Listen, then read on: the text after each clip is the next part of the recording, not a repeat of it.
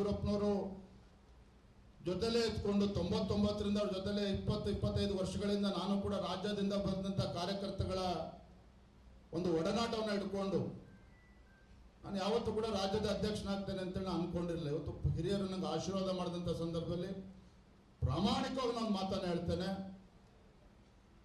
ವೇದಿಕೆ ಮೇಲೆ ಅನ್ನೋದಕ್ಕಿಂತ ಹೆಚ್ಚಾಗಿ ವೇದಿಕೆ ಮುಂಭಾಗದಲ್ಲಿರ್ತಕ್ಕಂಥ ಹಿರಿಯರು ತಾವೇನು ಕೂತಿದ್ದೀರಿ, ನಿಮ್ಮ ವಿಜಯೇಂದ್ರ ಏನು ರಾಜ್ಯದ ಅಧ್ಯಕ್ಷನಾಗಿ ಜವಾಬ್ದಾರಿಯನ್ನು ತೆಗೆದುಕೊಂಡಿದ್ದಾರೆ. ಮುಂದಿನ ದಿನಗಳಲ್ಲಿ ತಾವೆಲ್ಲರೂ ಸಹ ಹೆಮ್ಮೆ ಪಡುವ ರೀತಿಯಲ್ಲಿ, ತಾವೆಲ್ಲರೂ ಸಹ ಹೆಮ್ಮೆ ಪಡ್ತಕ್ಕಂಥ ರೀತಿಯಲ್ಲಿ ಯಾರೂ ಕೂಡ ಬಟ್ಟು ಮಾಡೋದು ತೋರಿಸ್ತೇನೆ. ನಿಮ್ಮ ಅಪೇಕ್ಷೆ ತಕ್ಕಂತೆ, ತಮ್ಮ ನಿರೀಕ್ಷೆಗೆ ತಕ್ಕಂತೆ ಸಂಘಟನೆಗೆ ಶಕ್ತಿ ತುಂಬತಕ್ಕಂಥ ಕೆಲಸ ಮಾಡ್ತೇನೆ, ಕಾರ್ಯಕರ್ತರಿಗೆ ಶಕ್ತಿ ತುಂಬತಕ್ಕಂಥ ಕೆಲಸ ಮಾಡ್ತೇನೆ. ಮುಂದಿನ ದಿನಗಳಲ್ಲಿ ಭಾರತೀಯ ಜನತಾ ಪಾರ್ಟಿಯನ್ನ ಸ್ಪಷ್ಟ ಬಹುಮತದೊಂದಿಗೆ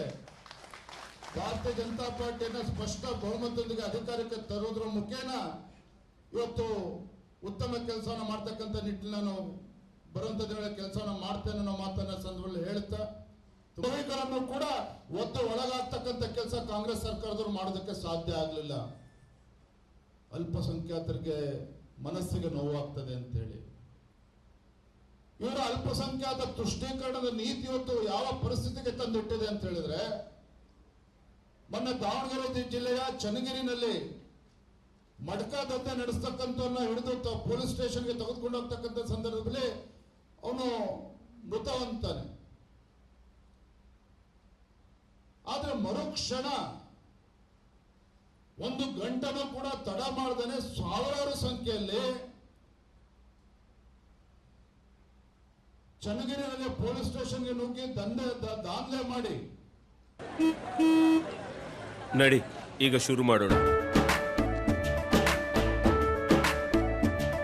ಕೇಸರಿಯಿಂದ ಮನೋಲ್ಲಾಸ ಮನಸ್ಸು ಮತ್ತೇರಿ ಕುಣಿದಾಡಿದೆ ನೋಡು, ಮನಸ್ಸು ಮತ್ತೇರಿ ಕುಣಿದಾಡಿದೆ ನೋಡು. ಕ್ಷಣ ಕ್ಷಣವೂ ಆಚರಿಸಿ ಕೇಸರಿ ಹಬ್ಬ. ವಿಮಲ್ ಬಾಯಲ್ಲಿ ಹೇಳಿ ಕೇಸರಿ. ಪೊಲೀಸರ ಮೇಲೆ ಮಾರಣಾಂತಿಕ ಹಲ್ಲೆ ಮಾಡಿ ಅಲ್ಲಿರ್ತಕ್ಕಂಥ ಪೀಠೋಪಕರಣಗಳನ್ನು ಧ್ವಂಸ ಮಾಡ್ತಾರೆ ಅಂತ ಹೇಳಿದ್ರೆ ಇವರ ದುಸ್ಸಾಹಸ. ಇವರ ದುಸ್ಸಾಹಸಕ್ಕೆ ಕಾರಣ ಏನಪ್ಪಾ ಅಂತ ಹೇಳಿದ್ರೆ, ರಾಜ್ಯದಲ್ಲಿ ಕಾಂಗ್ರೆಸ್ ಸರ್ಕಾರ ಇದೆ. ನಾವು ಏನೇ ಮಾಡಿದ್ರು ಸಹ ನಮ್ಮ ಅಲ್ಪಸಂಖ್ಯಾತರಿಗೆ ಏನೇ ದೇಶದ್ರೋಹಿಗಳಿಗೂ ಕೂಡ ಕಾಂಗ್ರೆಸ್ ಸರ್ಕಾರ ರಕ್ಷಣೆ ಕೊಡ್ತದೆ. ನಾವೇನೇ ಮಾಡಿದ್ರು ಕೂಡ ಪೊಲೀಸರು ಏನು ನಮ್ಮನ್ನು ಮಾಡ್ಕೊಳ್ಳೋದಕ್ಕೆ ಆಗೋದಿಲ್ಲ. ಯಾಕಂದ್ರೆ ಸರ್ಕಾರ ನಮ್ಮ ಜೊತೆಲಿದೆ ಅಂತಕ್ಕಂಥ ಭರವಸೆ ಅವರ ಮನಸ್ಸಿನಲ್ಲಿ ಏನು ಮೂಡಿದೆ. ಇದರ ಪರಿಣಾಮ ಇವತ್ತು ರಾಜ್ಯದಲ್ಲಿ ಕಾನೂನು ಸುವ್ಯವಸ್ಥೆ ಸಂಪೂರ್ಣ ಹದಗೆಟ್ಟಿರ್ತಕ್ಕಂಥದ್ದು. ಆ ಕಾರಣಕ್ಕೆ ನಾ ಹೇಳಿರ್ತಕ್ಕಂಥದ್ದು, ರಾಜ್ಯದಲ್ಲಿ ಒಂದು ಚುನಾಯಿತ ಸರ್ಕಾರ ಇದೆ, ಮುಖ್ಯಮಂತ್ರಿಗಳು ಗೃಹ ಸಚಿವರು ಇದ್ದಾರೆ ಅಂತಕ್ಕಂಥ ಭರವಸೆನೇ ಇವತ್ತು ರಾಜ್ಯದ ಜನರಲ್ಲಿ ಇವತ್ತು ಅಳಿಸಿ ಹೋಗಿರ್ತಕ್ಕಂಥದ್ದು. ಇಂಥ ಒಂದು ಕ್ಲಿಷ್ಟಕರ ಸಂದರ್ಭದಲ್ಲಿ ನಾವಿದ್ದೇವೆ. ಕೊನೆಯದಾಗ ಇಷ್ಟು ಮಾತ್ರ ಸಂದರ್ಭದಲ್ಲಿ ಹೇಳ್ತೇನೆ, ಅನೇಕ ಚುನಾವಣೆಗಳನ್ನ ಗೆಲ್ಸಿರ್ತಕ್ಕಂಥ ಹಿರಿಯರು ತಾವೆಲ್ಲರೂ ಕೂಡ ಇಲ್ಲ ಆಸೀನರಾಗಿದ್ದೀರಿ. ತಮ್ಮ ಮಾರ್ಗದರ್ಶನದಲ್ಲಿ, ತಮ್ಮ ಸಹಕಾರದಿಂದ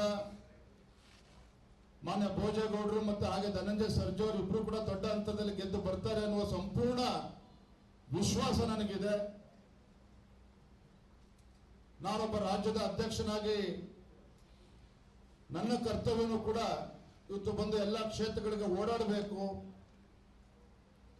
ನಮ್ಮ ಹಿರಿಯರ ಒಂದು ಮಾರ್ಗದರ್ಶನ ಪಡೆದುಕೊಂಡು ಕಾರ್ಯಕರ್ತರಿಗೊಂದು ಉತ್ಸಾಹ ಶಕ್ತಿಯನ್ನು ತುಂಬತಕ್ಕಂಥ ಕೆಲಸ ಮಾಡಬೇಕು ಅನ್ನುವ ಒಂದು ಇಚ್ಛೆಯಿಂದ ಇವತ್ತು ನಾನು ದಕ್ಷಿಣ ಕನ್ನಡಕ್ಕೆ ಭೇಟಿಯನ್ನು ಕೊಟ್ಟಿದ್ದೇನೆ. ಪ್ರಾಮಾಣಿಕವಾಗಿ ಒಂದು ಮಾತನ್ನ ಸಂದರ್ಭದಲ್ಲಿ ಹೇಳ್ತೇನೆ.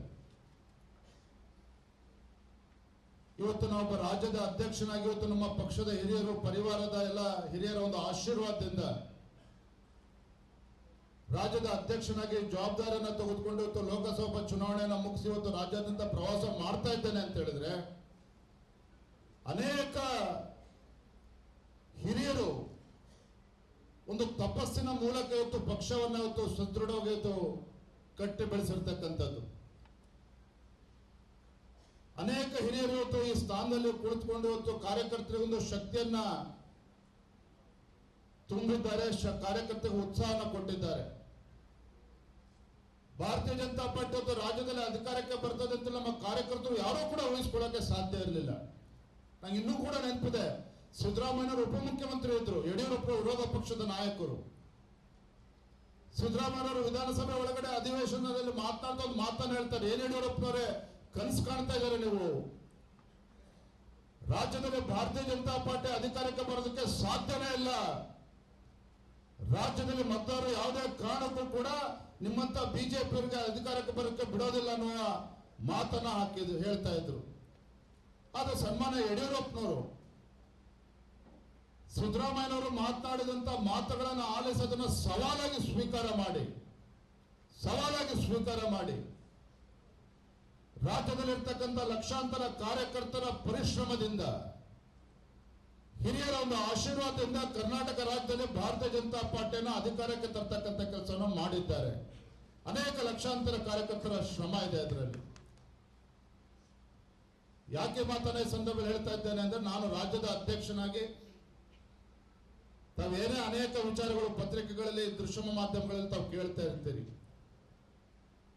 ನಾನು ಕೂಡ ಪಕ್ಷದ ಹಿರಿಯರ ಮನಸ್ಥಿತಿ ಏನು, ಅವರ ಅಪೇಕ್ಷೆಗಳು ಏನಿದ್ದಾವೆ, ನಮ್ಮ ಕಾರ್ಯಕರ್ತರ ನಿರೀಕ್ಷೆಗಳು ಏನಿದ್ದಾವೆ, ಎಲ್ಲವನ್ನು ಕೂಡ ನಾನು ಕೂಡ ಅರ್ಥ ಮಾಡಿಕೊಂಡಿದ್ದೇನೆ. ನಮ್ಮ ಹೆಮ್ಮೆಯ ಪ್ರಧಾನಮಂತ್ರಿ ನರೇಂದ್ರ ಮೋದಿಜಿಯವರು ಈ ದೇಶದ ಒಂದು ಉಜ್ವಲ ಭವಿಷ್ಯವನ್ನ ಮನಸ್ಸಿನಲ್ಲಿ ಇಟ್ಕೊಂಡು ಏನೊಂದು ಹೊಸ ಶಿಕ್ಷಣ ನೀತಿಯನ್ನ ಅನುಷ್ಠಾನಕ್ಕೆ ತಂದರು, ನ್ಯಾಷನಲ್ ಎಜುಕೇಶನ್ ಪಾಲಿಸಿ. ಈ ಸರ್ಕಾರ, ಮಾನ್ಯ ಮುಖ್ಯಮಂತ್ರಿಗಳು ಆ NEP-ನಲ್ಲೂ ಕೂಡ ಮೊಸರಲ್ಲಿ ಕಲ್ಲು ಹುಡುಕ್ತಕ್ಕಂಥ ಕೆಲಸ ಮಾಡಿ ನಾವು ರಾಜ್ಯದಲ್ಲಿ ಒಂದು ಹೊಸ ಶಿಕ್ಷಣ ನೀತಿಯನ್ನು ತರ್ತೇವೆ ಅಂತೇಳಿ, SEP-ನ ತರ್ತೇವೆ ಅಂತೇಳಿ, ಸ್ಟೇಟ್ ಎಜುಕೇಶನ್ ಪಾಲಿಸಿ ತರ್ತೇವೆ ಅಂತೇಳಿ ಪ್ರಯತ್ನ ಅಂತೂ ಮಾಡಲಿಲ್ಲ. ಆದರೆ ಶಿಕ್ಷಣ ಕ್ಷೇತ್ರವನ್ನ ಸಂಪೂರ್ಣವಾಗಿ ಹದಗೆಡಿಸ್ತಕ್ಕಂಥ ಕೆಲಸ ಕಾಂಗ್ರೆಸ್ ಸರ್ಕಾರ, ರಾಜ್ಯ ಸರ್ಕಾರ ಮಾಡ್ತಾ ಇದೆ. ಬಹುಶಃ ಕಾಂಗ್ರೆಸ್ ಸರ್ಕಾರದಿಂದ ಕೇವಲ ಶಿಕ್ಷಣ ಕ್ಷೇತ್ರದಲ್ಲಿ ಇವತ್ತು ಮಕ್ಕಳಷ್ಟೇ ಅಲ್ಲ, ಪೋಷಕರು ಕೂಡ ಇವತ್ತು ಚಿಂತೆಗೀಡ ಆಗಿದ್ದಾರೆ. ಶಿಕ್ಷಕರು ಕೂಡ ಇವತ್ತು ಯೋಚನೆ ಮಾಡ್ತಕ್ಕಂಥ ಪರಿಸ್ಥಿತಿ ನಿರ್ಮಾಣ ಆಗಿದೆ. ಈ ರಾಜ್ಯ ಸರ್ಕಾರಕ್ಕೆ ಶಿಕ್ಷಣ ಕ್ಷೇತ್ರದ ಬಗ್ಗೆ ಯಾವುದೇ ನೀತಿ ನಿಯಮದ ಬಗ್ಗೆ ಕಲ್ಪನೆಯೂ ಕೂಡ ಇಲ್ಲ. ನಾನು ಮೊನ್ನೆ ದಿನ ನೋಡ್ತಾ ಇದ್ದೆ, ಸನ್ಮಾನ್ಯ BS ಯಡಿಯೂರಪ್ಪನವರು ಅಂತೇಳಿ ರೈತ ನಾಯಕರು ಅಂತೇಳಿ ನಾವು ರಾಜ್ಯದ ಜನ ಗುರುತಿಸ್ತಾರೆ. ಆದ್ರೆ ಸನ್ಮಾನ್ಯ ಯಡಿಯೂರಪ್ಪನವರು ರಾಜ್ಯದ ಮುಖ್ಯಮಂತ್ರಿ ಇದ್ದಾಗ, ಬಿಜೆಪಿ ಸರ್ಕಾರ ರಾಜ್ಯದಲ್ಲಿ ಅಧಿಕಾರದಲ್ಲಿ ಇದ್ದಂತ ಸಂದರ್ಭದಲ್ಲಿ പക്ഷെ ಯಾವುದೇ ಕಾಂಗ್ರೆಸ್ ಸರ್ಕಾರದಲ್ಲೇ ಅಷ್ಟು ಒಳ್ಳೆ ಕೆಲಸಗಳು ಆಗಿಲ್ಲ, ಬಿಜೆಪಿ ಸರ್ಕಾರ ಆಗಿದ್ದಾಗ ಆಗಿರ್ತಕ್ಕಂಥದ್ದು. 1000ಕ್ಕೂ ಹೆಚ್ಚು ಪ್ರೌಢಶಾಲೆಗಳನ್ನು ತೆರೆದಿರ್ತಕ್ಕಂಥದ್ದು, 50ಕ್ಕೂ ಹೆಚ್ಚು ಪಾಲಿಟೆಕ್ನಿಕ್ ಕಾಲೇಜ್ಗಳನ್ನು ತೆರೆದಿರ್ತಕ್ಕಂಥದ್ದು, 600ಕ್ಕೂ ಹೆಚ್ಚು ಪದವಿ ಪೂರ್ವ ಕಾಲೇಜ್ಗಳನ್ನ ಆಗಿರ್ತಕ್ಕಂಥದ್ದು, 5th ಪೇ ಕಮಿಷನ್ ಅನ್ನ ಯಥಾವತ್ತಾಗಿ ಅನುಷ್ಠಾನ ಮಾಡಿರ್ತಕ್ಕಂಥದ್ದು ಭಾರತೀಯ ಜನತಾ ಪಾರ್ಟಿ ಸರ್ಕಾರ.